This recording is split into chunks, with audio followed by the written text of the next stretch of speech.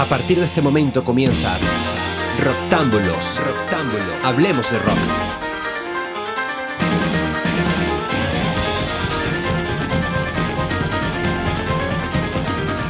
Muy buenas, tengan todos bienvenidos a una nueva edición de La Culpa es del Rock, un podcast de Roctámbulos. Yo soy Frank Hernández y estoy acompañado de Alfonso Almenara y Roger Proman. ¿Cómo están, chicos? Hola Frank, hola Roger, gracias por la invitación nuevamente.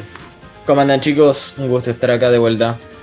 Bien, hoy para hablar de un genio de la música que lamentablemente falleció recientemente, el gran Meat Loaf, y del cual estamos escuchando al fondo una de sus grandes canciones, el tema Bat Out of Hell, de su disco Bat Out of Hell, que fue, bueno, digamos, fue el disco con el cual se hizo famoso, pero evidentemente tiene una carrera mucho más larga desde antes de eso y después.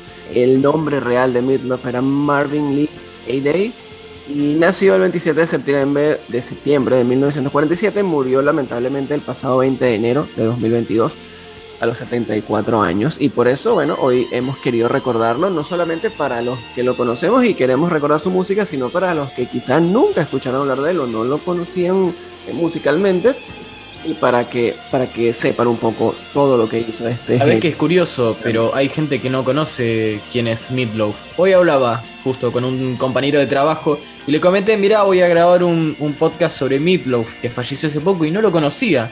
Y era un compañero que conocía de todas las bandas que a mí me gustan, Black Sabbath, Metallica, Megadeth, pero extrañamente no lo conocía a esta figura que tiene una carrera larguísima y que amerita conocerlo por lo menos en un grado superficial, y no lo digo despectivamente porque es verdad, es una carrera de 40 años, es difícil que todos conozcan su discografía de manera completa.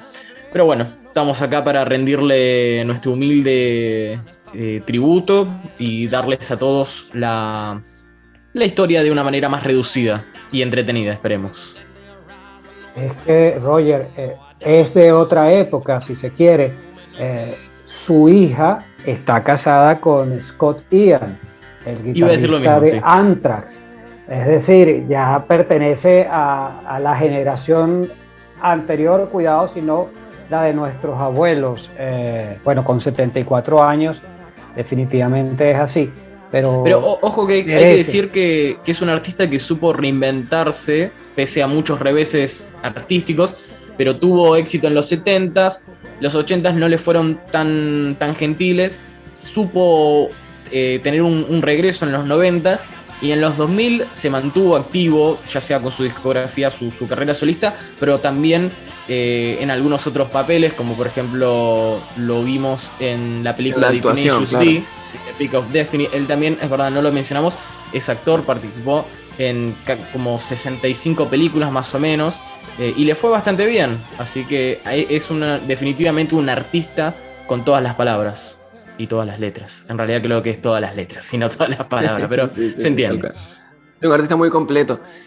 Esto, retomando un poco lo de su discografía, con el que triunfa y alcanza muchas ventas, es el primero de una trilogía que se llamó Bat Out of Hell. Es como, bueno, la traducción sería algo así como un murciélago saliendo del infierno, y en ese aspecto este primer disco, bueno, fue como el que lo catapultó. A pesar de eso, no llegó nunca a ser número uno en las listas, pero vendió muchísimos discos, millones. Creo que incluso como trilogía tiene un récord de ventas, como la trilogía Bat Out of Hell es Exacto. La trilogía considerada como tal más vendida de la historia de la música. Tiene más de 60 millones de copias vendidas, números que actualmente no tienen comparación. Y el disco en sí, Bat Out of Hell, está en el puesto 33 de ventas de todos los tiempos.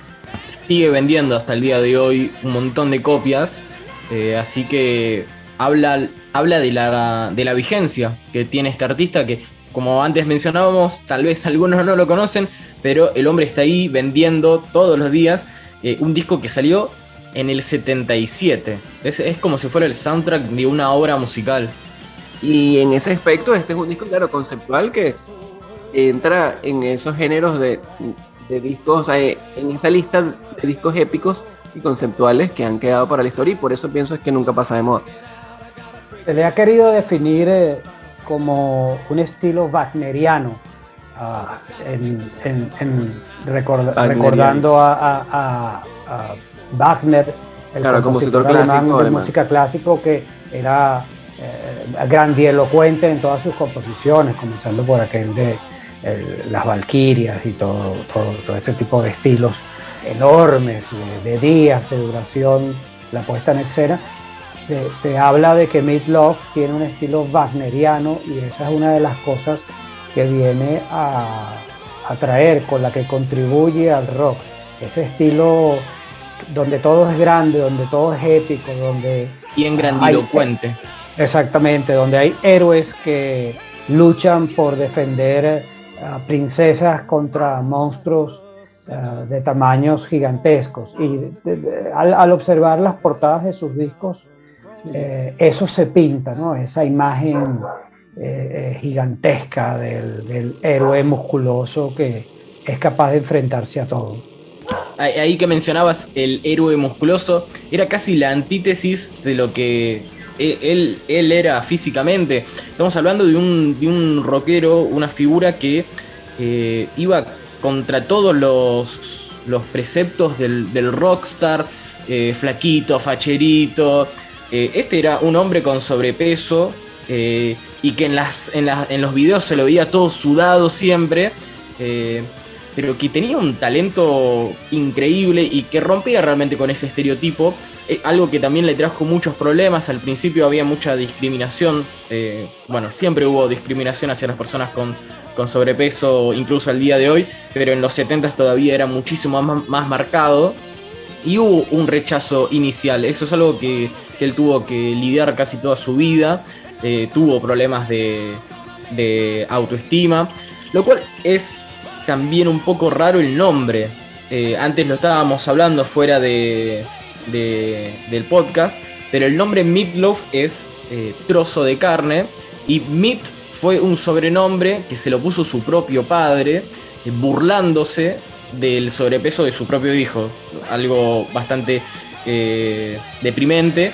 Y el loaf fue un agregado de sus propios compañeros de escuela, que le hacían también bullying. De hecho, hasta hubo un particular anécdota que él cuenta, que una vez lo encerraron en un cobertizo y lo dejaron ahí al punto de que su mamá tuvo que llamar a la policía porque no había vuelto a la casa. Así que es raro, pero al mismo tiempo, en cierta forma, empoderante que él haya decidido usar ese apodo tan despectivo y lo haya querido transformar en algo poderoso, o algo de lo que él estuviera orgulloso, como el nombre Meat Loaf.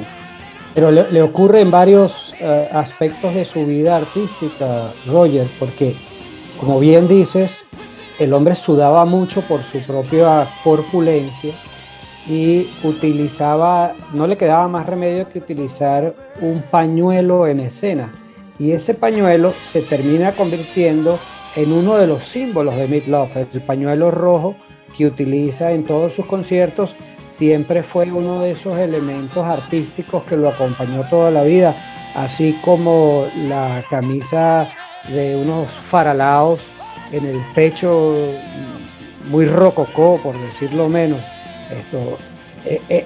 Él utilizó esas cosas, al menos así lo siento yo, utilizó esas cosas que para muchos podían haber sido contratiempos importantes para expresar su propia identidad, el pañuelo, su propia gordura, su expresividad corporal, que era mucha, tenía una visión, unos ojos penetrantes, bueno, y todo ahí lo es hacía donde entraba el factor de actor. Él era muy expresivo, muy grandilocuente en el escenario, las caras que ponía. Algunos por ahí pensarán que es algo gracioso. De hecho, no viene tanto al caso, pero me hace acordar un poco a las expresiones que pone Blaze Bayley de Iron Maiden. No sé si lo vieron en vivo. También pone unas caras como si estuviera loco. Bueno, lo mismo con Meat Loaf, es de esos artistas. Es una puesta en escena completa. Aparte, como hablábamos, o sea, al haber hecho estos discos, medio, o sea, películas convertidas en música o musicales, porque son discos que podrían ser un musical de Broadway.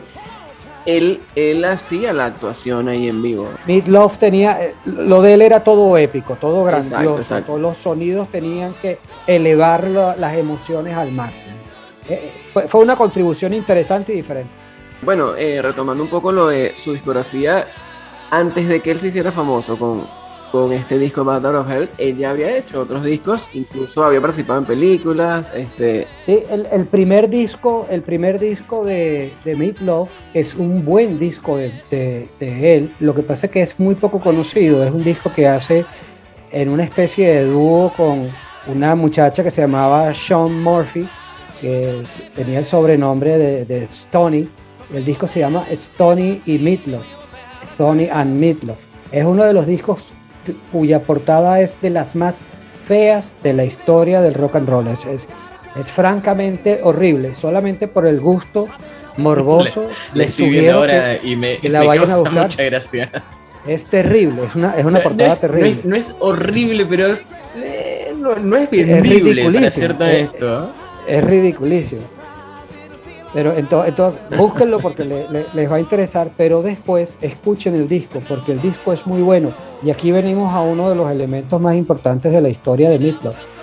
Este disco es previo a la oportunidad más importante que tiene Meat Loaf en su carrera musical, que es encontrarse con el compositor, también cantante, también pianista, también guitarrista, Jim Steinman, que viene a ser el punto de inflexión en la vida de Meat Loaf. Pero en este disco Jim Steinman todavía no partía por ningún lado, y es un disco que está hecho muchos años antes de que ellos se conozcan. Este es un disco del año 71 y es un disco que ya muestra la inclinación de Meat Loaf por ser un músico con las características con las que se le termina conociendo: grandilocuente, épico, wagneriano, todos esos adjetivos. Pero ahí todavía no conocía a Jim Steinman. Cuando eventualmente conoce a Jim Steinman, así como hablábamos antes de comenzar el podcast, se produce una de las grandes confluencias de la historia del rock, al menos así la considero yo, que es la unión entre Steinman y Meat Loaf. Bueno, que creo que hemos dicho que ese no es su nombre original, obviamente. El apellido de Meat Loaf es Adai. Cuando se terminan conociendo y producen aquel primer disco, Bad Out of Hell, ellos no se esperan esa reacción. De hecho, en algún sitio llegué a leer que Meat Loaf pensó seriamente en dejar la música, porque lo que hemos dicho, se veía gordo, se veía que su estilo estaba como adelantado a la época. Había gente que hacía cosas similares, pero y tenían éxito, y él no lo había logrado. Ya tenía años intentándolo, tenía 6 años. No, y además antes de la publicación de este disco habían sido rechazados por muchas discográficas. Bueno, les costó muchísimo sacarlo al mercado, y que una vez que salió no pensaron que iba a tener el éxito que tuvo. Es que, fíjate, Roger, en este momento puede parecer normal que un artista escoja grabar una canción de 9 o 10 o 8 o 12 minutos. Sin embargo, en los estándares de la época, hay que ponerse en el año 70, finales de los 70, eso no era lo que existía. Para grabar una canción de más de 4 minutos había que luchar contra las disqueras, porque no eran no se podían poner en la radio, no era lo que se acostumbraba a poner en la radio. Y cuando sale Bad Out of Hell y sale la canción Bad Out of Hell, es una canción de casi 10 minutos, y esa canción se convierte en un éxito en la radio, siendo algo absolutamente adelantado de su época. Incluso se le compara con el éxito que a su vez tuvo Rapsodia Bohemia de Queen. Estamos hablando de esos son los niveles a los que se entendió que ese disco, ese primer disco de esa trilogía, impactó en el mundo de la música. Otra canción que estamos escuchando de fondo, que también es de este mismo primer disco, perdón, no primer disco, pero de la trilogía. Paradise by the Dashboard Light, fue uno de los más famosos. Y después de esto, claro, a lo que termina, o sea, pasa ese éxito, siempre, bueno, es difícil superarlo. Y en ese tiempo que vino inmediatamente, en efecto le costó mucho. Pero sin embargo hizo buenos discos, solo que no fueron tan populares. Un ejemplo quizá es este álbum de Midnight at the Lost and Found. The Lost and Found. Exactamente. Costó, pero salió. Sí, Midnight at the Lost and Found. Ese fue un disco que, o sea, no sé si él hizo alguno en el medio. Este es del 83. No, hizo Death Ringer. Claro. Ese fue el segundo disco que hizo todavía con Gene Steinman, ya para Midnight and the Lost and Found. Casi no lo hizo con él. Y hay una anécdota muy interesante, que es que originalmente Steinman sí le iba a ceder un par de canciones, entre las que estaban una canción llamada Total Eclipse of the Heart, que se la terminó dando a Bonnie Tyler, porque la discográfica no quiso pagar en esa ocasión por los servicios de Steinman, lo cual le costó. O sea, este es un disco que estuvo bien recibido, pero no es un disco súper conocido, no a nivel de Battle of Hell. Entonces, imagínate si hubieran tenido este hitazo entre su lista de temas. Ese disco de Bonnie Tyler tiene 2 canciones más de Steinman que son muy buenas, que son Faster Than the Speed of Light y I Need a Hero, que se utiliza en cuanta película necesitan una escena donde alguien llega en un caballo blanco, pues se colocan I Need a Hero. Sí, me imagino que exacto, ellos estarán todavía arrepintiéndose en la disquera de no haber... Gene Steinman, y tenemos que hablar de él. Gene Steinman era un genio también muy al estilo de Meat Loaf, un genio atormentado. Él no tenía una buena relación con nadie. Se dice que era un niño prodigio, que como buen niño prodigio tiene complicaciones en la manera de relacionarse con la gente, y que cuando se consigue con Marvin Lee Day, Meat Loaf, pues sucede una epifanía. Los dos se dan cuenta que tienen los mismos intereses, que tienen la misma capacidad de trabajo. Ambos eran unos obsesivos del trabajo, y bueno, se produce esa reunión de genios, ¿no? Y sacan varios discos. No es solo la trilogía, incluso el último disco tiene varias canciones de Gene Steinman, y siempre tuvo su lado épico, y yo siento que sin Steinman Meat Loaf no habría llegado a donde llegó. Pues antes de continuar con lo que fue el resto de la carrera de Meat Loaf, quería hacer una pequeña corrección. El tema de Bonnie Tyler es Holding Out for a Hero, y no está en el mismo, ahí me estaba fijando por las dudas, no está en el mismo álbum que la canción de Total Eclipse of Heart. Está en el soundtrack de Footloose, por las dudas, si lo quieren buscar. Temazo, obviamente, y es exactamente como decís. Cada vez que hay necesidad de una escena épica, como la que encuentran en Shrek 2, está sonando esa canción. Shrek la usa, el resto de los 80s... Perdón, sí.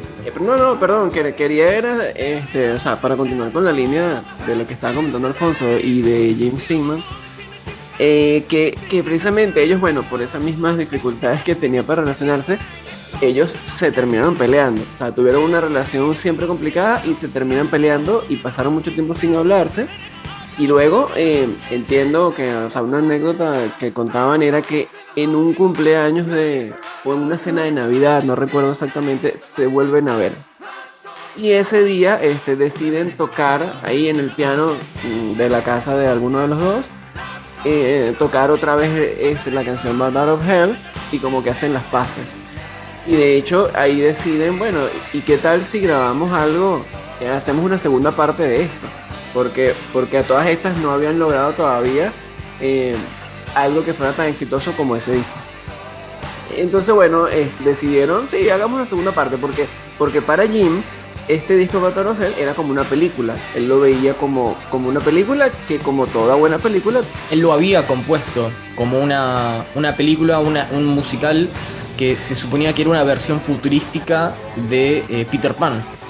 Pero nunca no la había podido llevar a efectivamente una obra de teatro, y es por eso que usa toda esa creatividad para este primer lanzamiento. Y él considera que tiene potencial para hacer una segunda parte, porque como todas las buenas películas. Por otro lado, en algunas entrevistas, más bien cuando le preguntaban a Meat Loaf, por ejemplo, por qué le pusieron a ese disco el nombre, o sea, el mismo nombre, ¿no? Bat Out of Hell 2. O sea, mientras Jim decía que era porque era la continuación y porque eso era una historia y tal, Meat Loaf decía que era simplemente porque sabían que con ese nombre iban a vender más. Entonces era así. Claro, como... el otro decía no, porque imaginen si no hubieran sacado una segunda parte de Arma Mortal, la cosa no estaría completa. Y claro, el otro era más sincero, en cierta forma, como más ácido, como no, sabemos que va a vender más, ¿viste? Exacto. Pero porque igual fue una decisión muy inteligente.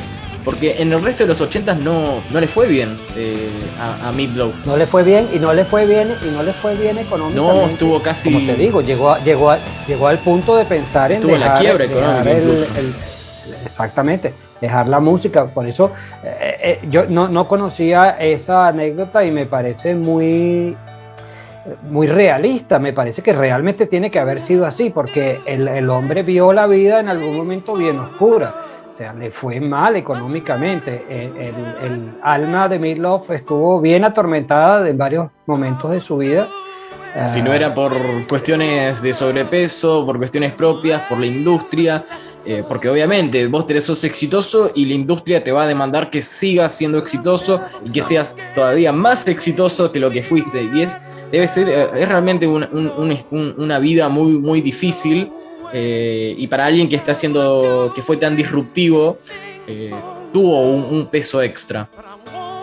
Y ese éxito llega finalmente, ese mayor éxito que es como algo inesperado. El renacimiento. Con Bat Out of Hell, claro, con Bat Out of Hell habían tenido mucho éxito y era como difícil de superar, pero lo lograron y lo superaron, que fue con esta segunda parte de Bat Out of Hell, y sobre todo con el sencillo I Would Do Anything for Love, or I Won't Do Anything for Love, ¿no? Que también era un nombre bastante capcioso, porque en efecto otra anécdota era que cuando ellos escriben esta canción y todavía no tenía nombre, y cuando deciden ponerle el nombre porque se dan cuenta que la canción repite mucho eso, Jim le dice que lo que no le gusta es que la gente no va a saber qué es lo que no va a hacer. Y Meat Loaf le decía, no, pero ¿cómo no lo van a saber si está en la canción? Es obvio que lo van a saber. Y entonces, bueno, ellos tenían esa disputa. Bueno, al final Jim tenía razón, porque todavía hoy en día hay gente que no sabe qué es lo que no haría él por amor. Y uno dice, bueno, pero escucha la canción. Hay que también mencionar que esta segunda parte de Bat Out of Hell es el regreso de las tapas épicas.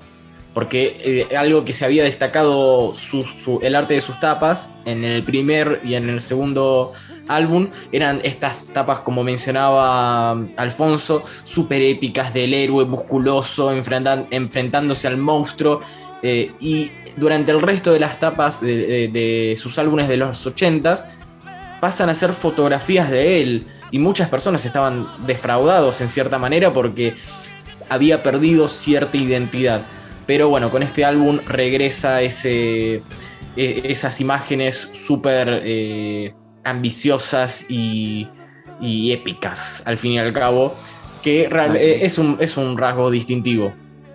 Además, otra cosa que está bueno agregar es que en esta canción tan popular como es I Would Do Anything for Love, But I Won't Do That, participa una vocalista, o sea, como invitada y como su contraparte, ¿no? Porque una vez más esto es una especie de ópera o de musical en donde están contando una historia, hay personajes, el personaje incluso, el propio Meatloaf había comentado que el personaje de esta película o de este disco es más o menos un adolescente de 15 años, que evidentemente en esta canción está tratando de convencer a una chica de que él es el novio ideal y de todas las cosas que está dispuesto a hacer por ella. Y la chica se llama Lorraine Crosby, que no era muy popular en ese entonces, era una cantante medio desconocida, pero que estaba bajo el manejo de Jim Stingman. Él era como su representante. Entonces, bueno, por eso la invita a cantar con ellos. Evidentemente, también nunca se imaginó que se iba a ser tan famosa con esta canción que se hizo tan famosa, que llegó al número 1. Fue como la primera canción de Meatloaf que alcanza número 1 en las carteleras ya de todo el mundo. Ninguna canción en su carrera, ni siquiera con Bad Out of Hell, ninguna canción había alcanzado el número 1. Y esta canción alcanzó el número 1 como en 15, 17 países al mismo tiempo.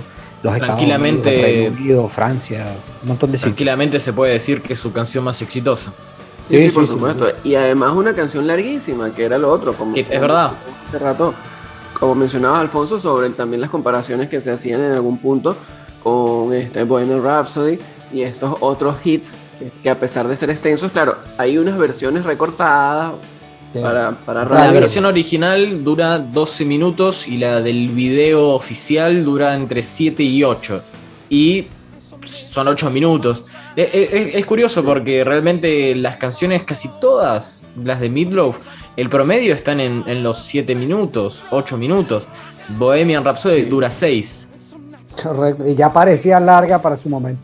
Claro. Es relevante también mencionar el año o la época en la que él logra esto. Este disco sale en 1993, pleno auge del grunge, en donde la gente no hacía, o sea, los canales y todas las cosas no hacían sino reproducir a Nirvana y todo el combo del grunge de Seattle.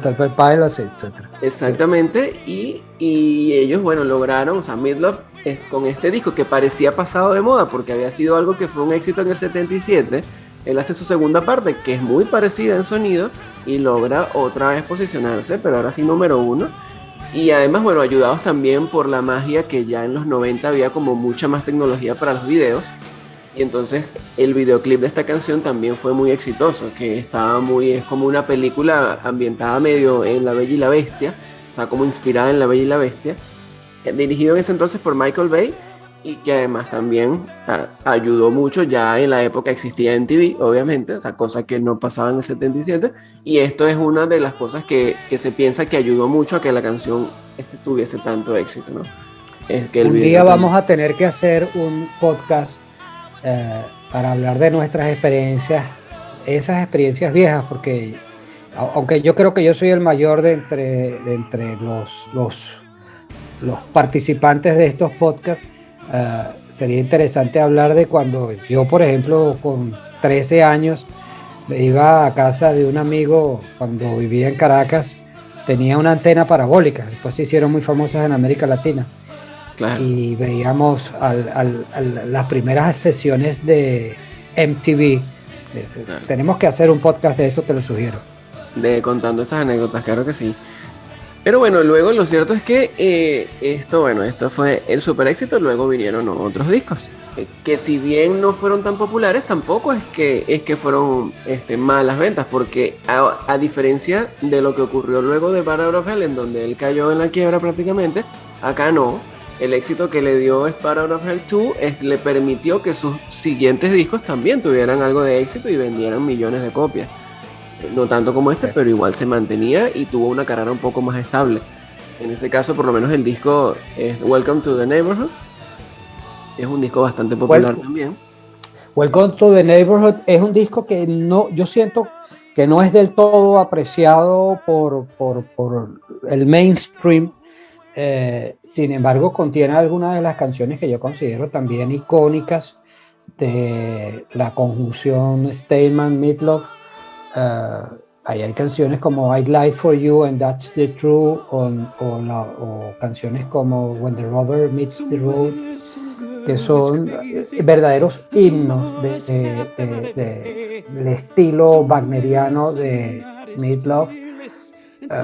Claro, es un disco que viene 2 años después de Bad Out of Hell 2, y la gente quería un Bat Out of Hell 3, pero en ese momento Gene Steinman y Meat Loaf están abiertamente peleados, y a pesar de que en Welcome to the Neighborhood hay canciones de Gene Steinman, ya no tienen relación, y de hecho el gran problema de ellos surge que el uso del nombre Bat Out of Hell había sido registrado por Gene Steinman, y no quería que Steinman perder control de un disco que llevara ese nombre, y Meat Loaf no estaba de acuerdo.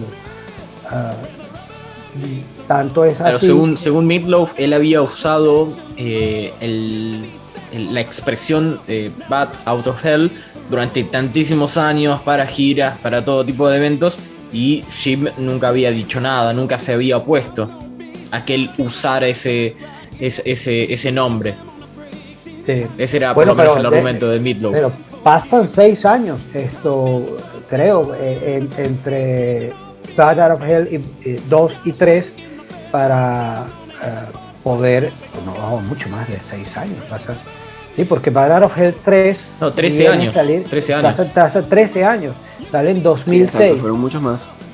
Y aún así, la batalla legal nunca terminó de estar totalmente dilucidada. Al punto de que la tercera parte también está coproducida por Desmond Child. Correcto. Sí. Desmond Child, que es otro estilo diferente. Bueno, es también un tanto bombástico, pero no es Gene Steinman ni de cerca. Para mí, Bat Out of Hell 3 es el menos impactante de los 3 de la trilogía. Sin embargo, bueno, tiene tú sabes, aquel par de canciones como The Monster Is Loose y It's All Coming Back to Me, que creo que también canta Celine Dion en alguno de sus discos. Sí, exacto, esa es una canción, esa canción la populariza primero Celine Dion, esa canción de Everything's Coming Back to Me, y luego está en este disco. Yo igual, también, claro, esa tercera parte de la trilogía evidentemente es la que menos éxito tuvo, pero me parece que es igual de buena, no sé, me estaba acordando que bueno, en nuestro podcast que tenemos de los discos infravalorados, habría que ver si es realmente un infravalorado, pero me parece... Bueno, es más pesado, más oscuro que los dos primeros Bat Out of Hell. O sea, es más oscuro, tiene menos, no diría yo épica, pero sí quizás es menos melodioso. Sí, no, exacto. Yo también creo que es eso, es como un poco menos épico, tal vez. Pero tal vez es como más moderno. Quizás no gustó tanto porque no se parece a los dos primeros. Es un sonido un poco distinto, pero me parece que es un sonido mucho más actual. Obviamente este disco sale en 2006, entonces ya es otra época. Para mí ellos trataron de influenciarse más por lo que estaba sonando en ese momento, y por eso tiene otro sonido, pero es incluso como más metalero, me parece, o sea, porque los dos son más en esta canción participan John 5 y Nicky Six. Bueno, claro. Monster Is Loose, que le estamos escuchando de fondo, perdón. Sí, total. Y bueno, con esta digamos es que cierran esa trilogía y esa relación de amor-odio que tenían también ellos dos, en donde se demandaban y se arreglaban y después se arreglaban, sí. Según Meat Loaf, en realidad las demandas eran que él demandaba al manager de Jim Steinman y el manager de Jim Steinman demandaba al manager de Meat Loaf. Como que según él era todo cuestiones de negocios. Puramente negocios, pero es inevitable. Me parece absurdo pensar que no había un trasfondo personal en la cuestión. Claro. Como habíamos hablado al principio, Jim Steinman nunca había concebido que el proyecto iba a ser llamado únicamente Meat Loaf, sino Meat Loaf / Steinman, y él, al quedar relegado visualmente, incluso visualmente en los artes de tapa, con una frase abajo que decía Songs by Jim Steinman, es algo que genera, y es lógico que genere celos y resentimiento, como pasar a ser un personaje secundario cuando en realidad ambas figuras son muy importantes. Meatloaf será la voz y el personaje escénico, pero la composición siempre vino en sus discos más exitosos de Steinman. Las composiciones de Meatloaf como tales... sí. Perdón, nunca habían sido muy... O sea, Meatloaf nunca había tenido éxito como le ocurrió en los 80s por sí mismo. No era un muy buen compositor, o al menos a él no le gustaban tanto las canciones que componía. Así que Steinman definitivamente era un personaje clave, fue un personaje clave en su carrera y en todos sus discos. Fíjate que Jim Steinman llega a ser tan importante como compositor, que es el único compositor que llega a tener 2 canciones, la número 1 y la número 2 en el Billboard 100 al mismo momento durante 4 semanas, que son la canción de Air Supply, Making Love Out of Nothing, y la otra era el eclipse total del corazón, el Total Eclipse of the Heart de Bonnie Tyler. De Bonnie Tyler. Esas 2 canciones son de él también, y oye, es un hombre que yo, estimo, trato de ponerme en sus zapatos y digo, oye, mira, yo tengo mis éxitos y estoy rankeado y me siento un poco despreciado después de haber hecho tanto por la carrera de Meatloaf, que hizo también por su propia carrera. Entonces, como dices tú, realmente eran los managers demandándose por cuestiones estrictamente de negocios, no lo creo. Yo creo que ahí había un elemento personal de amor propio que entre ambos pues no supieron gestionar, y bueno, ya Steinman falleció el año pasado también. Sí, 2021, perdón. Supongo que estarán discutiéndolos en este momento en alguna paila, no sé si del cielo o del infierno, o de dónde saldrá el vampiro que tenían guardado, arreglando sus problemas. En el 2011, Meatloaf, le preguntaron al respecto también de esa relación con Jim, y él mencionó que para él, él igual siempre había sido un admirador de Jim y de su trabajo externo, ¿no?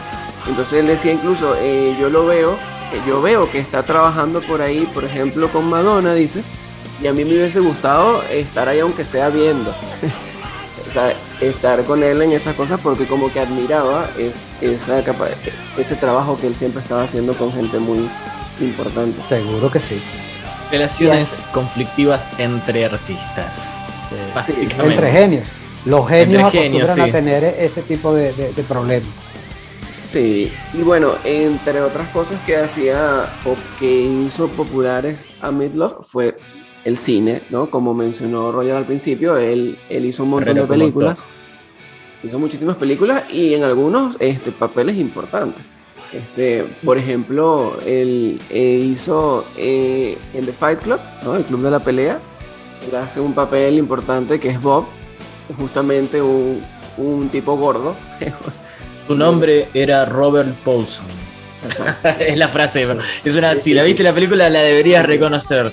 Sí, tal cual. Aparte una película de culto como The Fight Club, ¿no? Al principio de la carrera, en 1974, Meatloaf participó en una película de culto llamada The Rocky Horror Project Show, que es una película también súper pionera, muy vinculada con la comunidad LGTBI+. El protagonista es un hombre, es un travesti, y Meatloaf hace un personaje, un motoquero zombie. Fíjate, ahí también el elemento de la moto, de alguna forma anticipando lo que 3 años más tarde iba a llegar con Bat Out of Hell. Pero bueno, él estuvo en un montón, casi 65 películas y shows. En el 99 estuvo en Fight Club, que él hace un personaje secundario, pero que en cada escena que está realmente la rompe. Actúa muy bien, me parece, Meatloaf. Y después los rockeros, la comunidad rockera lo va a tener más como el padre abusivo del personaje de Jables, interpretado por Jack Black, en la película de Tenacious D y la púa del destino, que salió en el 2006. Ahí es donde también aparece Meat Loaf.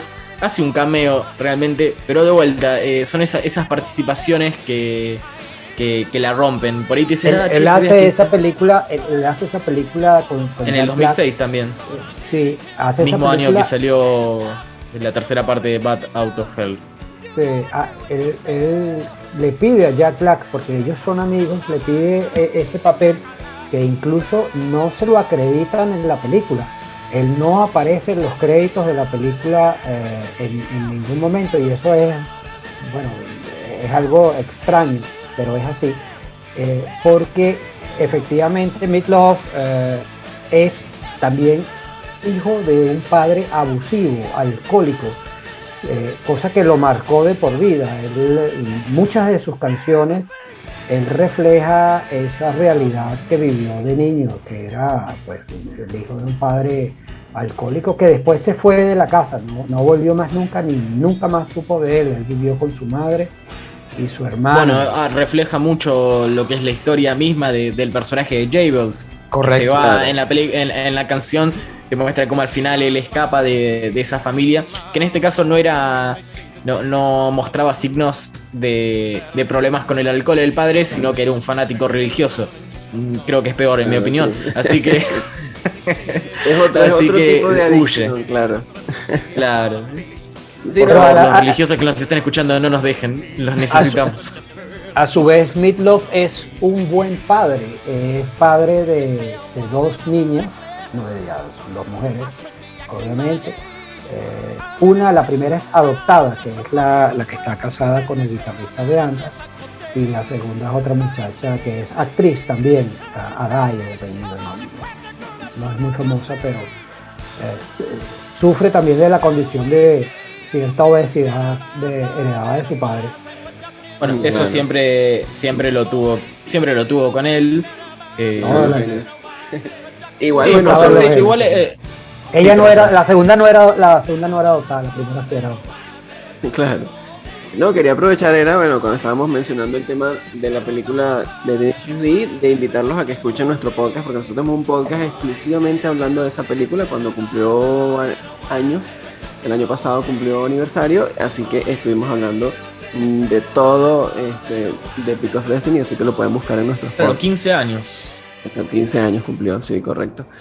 Y bueno, ya para ir finalizando, pues entonces la última etapa de su carrera, en la que lamentablemente, enfermó, incluso tuvo algunos problemas en el escenario.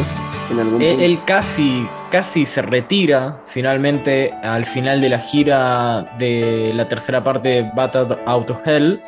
Estaba teniendo muchos problemas, y él unos años antes, en el 2003, si no me equivoco, tuvo un colapso en el escenario mismo. Él pudo superarlo y continuó su carrera. Y después, ahorita, cuando ya anunciaron su muerte, se supo que, aunque todavía no hay una confirmación, no es oficial, la página TMZ, no hay algo oficial, pero se supo que justo antes de morir él había estado enfermo de COVID y estuvo muy grave. Entonces se asume que murió por complicaciones del COVID. Todavía la familia no ha querido emitir juicio, y algunas personajes, como por ejemplo el famoso Howard Stern, estuvo diciendo que él también tenía información, que él había dicho en algunas declaraciones que él estaba en contra del uso de mascarillas, que estaba en contra de todas estas cosas, ¿no? En efecto, el propio Howard dice que lamenta mucho que su amigo Meat Loaf hubiese caído en este culto. Él lo llama un culto, ¿no? Cayó dentro de un culto que lo llevó a la muerte. Y entonces, este debate... No es por sonar sarcástico, pero murió en la suya. La realidad es esa, ¿viste? No queremos hacer una bajada de línea de parte de Roctámbulos, pero... claro. Sí, él decidió... Al final lo importante es que él haya hecho lo que quiso, porque en esta entrevista en donde él estuvo conversando y hablando sobre su postura con respecto al COVID, él, a pesar de que estaba en contra de todas estas cosas, él decía que él prefería morir. O sea, él decía, si voy a morir, me moriré, pero muero libre, es lo que él decía, ¿no? Porque no quería estar bajo el control del sistema que te obliga a usar máscara y al distanciamiento social. Entonces, él tenía como esa postura. Eventualmente, más allá de toda esta cuestión con el COVID y su postura en contra de bueno, todos estos controles, él en uno de los últimos videos antes de fallecer comentaba que tenía todo esto. Él lo que más quería en ese momento era poder salir a rockear, pero que estaba muy enfermo, tenía él tenía problemas también en la espalda y tenía a futuro varias operaciones que hacerse, y que bueno, era algo que lo tenía a él bastante mal, lo ponía triste, porque realmente lo que más quería estar era sobre un escenario. Que en cierta forma, ¿qué más épico para un personaje como él? Suena un poco raro, pero morir sobre el escenario, claro. Morir ahí en tu casa, ¿viste? O sea, lo entendería completamente que él quisiera irse rockeando y no en una cama. Encerrado, claro. Pero lo importante es el legado que deja, ¿no? Yo creo que yo creo que cerrar con eso sería importante. Hay cualquier cantidad de bandas, de artistas, de agrupaciones, tanto en el rock como en el hard rock, como en el metal, como en cualquier cantidad de géneros, que han tomado inspiración de lo hecho por Meat Loaf, de lo hecho por Jim Steinman, de esa visión, bueno, más grande que la vida, épica y sobrecogedora del trabajo, de darle un valor grandilocuente a todo su arte.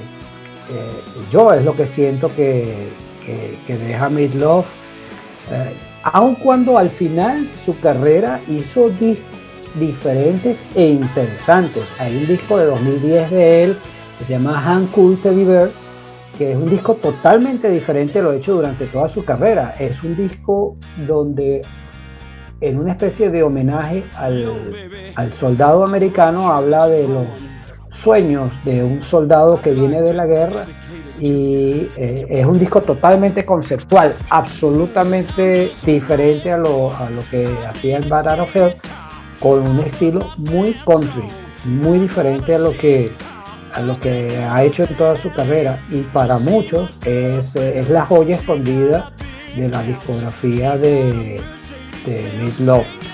Yo sugiero que también pues lo busquen porque tiene cosas interesantes, especialmente si les gusta el country. Bueno, lo que mencionás, Alfonso, porque imagino que en ese punto de su carrera ya estaba completamente consagrado y podía hacer lo que quería, y bueno, voy a hacer un disco de country porque soy Meat fucking Loaf y se me encanta hacerlo.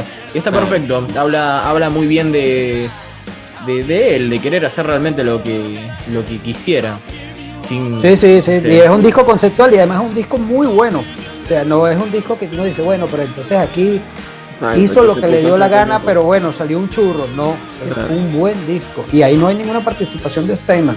Ese es un disco de él, no, la verdad, decirte quién se lo compuso no lo sé, pero ahí participa Brian May de Queen, Steve Vai, Jack Black, del que ya hablamos, Bon Jovi, Justin Hawkins. O sea, atrae a un montón de gente, bueno, utilizando su propia fama, y crea un disco que, para mí, siendo totalmente diferente a lo que normalmente se espera de Meat Loaf, y sabiendo que hay que uno gustarle un poco el estilo country, pues un disco muy bueno.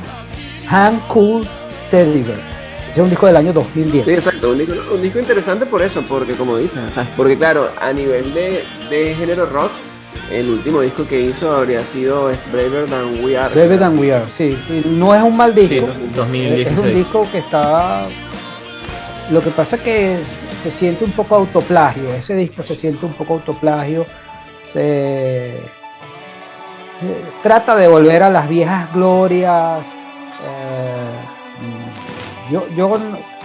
Tiene buenas canciones, pero no es de lo que realmente siento que él vaya a decir que fue su mejor producción. Es un disco que es un autoplagio. Sus canciones para sus seguidores acérrimos que saben lo que van a conseguir y él lo entrega. Sí, pero bueno, la invitación es a que escuchen toda su discografía, que es bien extensa y son que por 12 discos nosotros, de estudio. Sí, nosotros acá por supuesto hemos hecho mención de los que nos parecen pues como los más relevantes, los más importantes, pero hay montones. Perdón, 12 discos de estudio bajo el mote de Meatloaf, pero también tiene lo que había mencionado este disco previo en el 71 con este Tony and Meatloaf. Este otro artista. Tony y bueno, y también tiene también tiene participación en 50 películas y series a lo largo de todos estos años, algunas las mencionamos, así que es un artista realmente hecho y derecho que hizo realmente lo que quiso. A veces le fue mejor, a veces no le fue tan bien, pero se nota que siempre puso todo lo que tenía en su arte, algo que se vio, que se veía en sus participaciones en vivo, en los videos. Realmente uno de los mejores artistas que tuvimos en la historia del rock and roll. Influyente como ninguno y que todavía vende, como comentábamos. Menospreciado a veces. Exactamente, y reivindicado.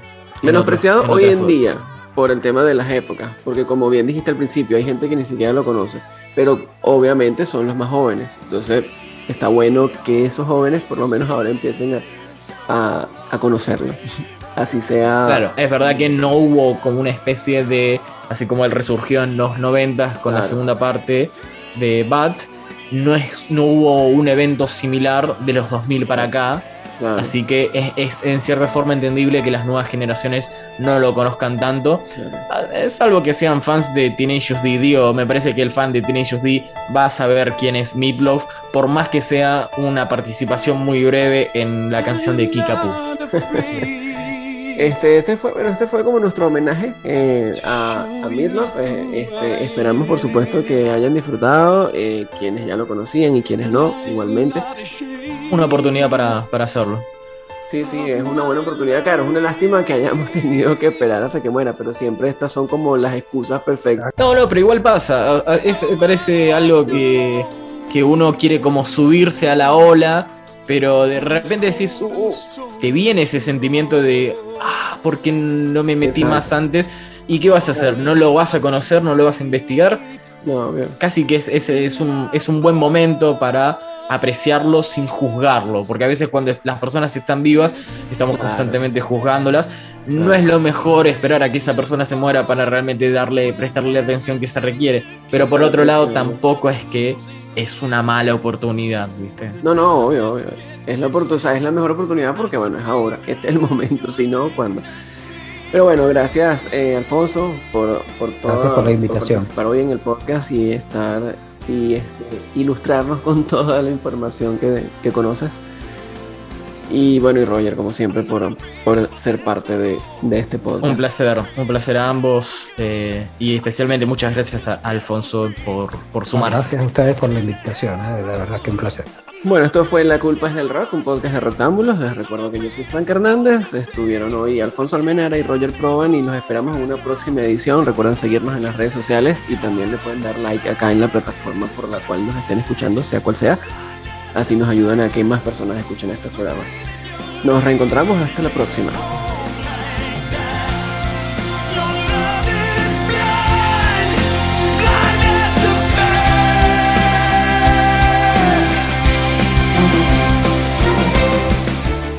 Esto fue Roctámbulos Podcast. ¿Te gustó? Visítanos en roctámbulos.com y en las redes como @roctámbulos.